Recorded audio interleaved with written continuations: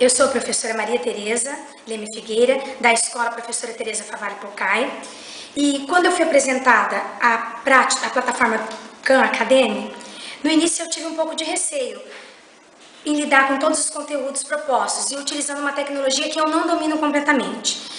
Mas eu estou sempre disposta a aprender e enfrentar desafios, apesar dos meus 25 anos de magistério. Por isso eu resolvi complementar as atividades do Khan com os conteúdos trabalhados em sala de aula.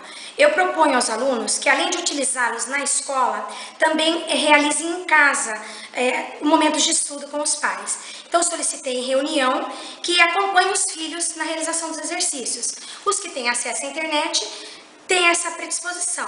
Os que não têm, dependem apenas da escola para realizar. Eu estou sempre propondo atividades à medida que estão sendo trabalhadas em sala de aula.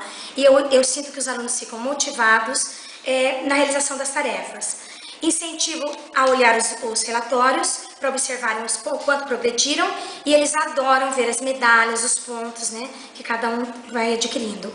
Durante as aulas eu procuro acompanhá-los em suas dúvidas, né? Isso se torna uma loucura às vezes. Eu preciso sempre da intervenção da instrutora Camila, que também me ajuda e auxilia os alunos. E eu sinto que as aulas elas podem ser um pouco mais proveitosas, então estou adaptando algumas mudanças. Uma delas é o agrupamento produtivo. Parece que está dando certo. A minha crítica apenas é que os desafios não fossem tão difíceis, voltados mais para o ano da série, como meus alunos são de quintos anos, porque eu acho que desmotiva um pouco os alunos. Só tenho que agradecer essa iniciativa e dizer que a plataforma Khan está fazendo a diferença em nossa escola. Obrigada.